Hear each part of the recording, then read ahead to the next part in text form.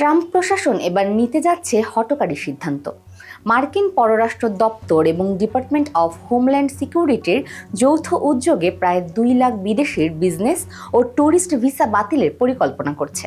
আর মার্কিন যুক্তরাষ্ট্রের ইতিহাসে একযোগে এটি হতে যাচ্ছে সবচেয়ে বড় ভিসা বাতিলের ঘটনা। কাদের ভিসা বাতিল করা হচ্ছে? এই সিদ্ধান্তের মূল নিশানায় রয়েছেন সেসব বিদেশি নাগরিক যারা 2016 থেকে 2026 সালের মধ্যে B1 এবং B2 ভিসায় যুক্তরাষ্ট্রে প্রবেশ করেছিলেন এবং পরবর্তীতে সেখানে রাজনৈতিক বা অন্যান্য আশ্রয়ের আবেদন করেছেন।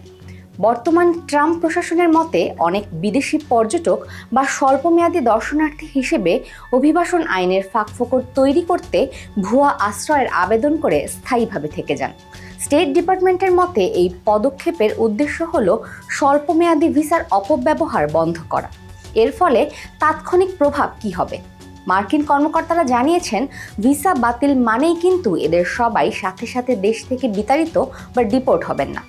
যাদের অ্যাসাইলামের আবেদন এখনও বিচারাধীন রয়েছে তাদের নতুন ক্যাটাগরিতে পুনর্নির্ধারণ করা হতে পারে, তবে তারা মার্কিন পর্যটক বা ব্যবসায়িক ভ্রমণের জন্য নির্ধারিত আইনি স্ট্যাটাস হারিয়ে ফেলবেন। আইনি ও প্রশাসনিক চ্যালেঞ্জ। ট্রাম্প প্রশাসন ক্ষমতায় আসার পর থেকে এখন পর্যন্ত অপরাধমূলক কর্মকাণ্ড ও রাজনৈতিক কারণে প্রায় 1,75,000 ভিসা বাতিল করা হয়েছে।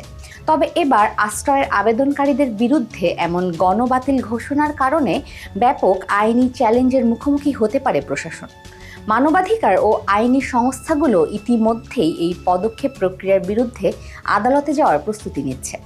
প্রশাসনের পক্ষ থেকে আগামী কয়েক সপ্তাহের মধ্যে এটি আনুষ্ঠানিকভাবে বাস্তবায়নের রূপরেখা ঘোষণা করার কথা রয়েছে।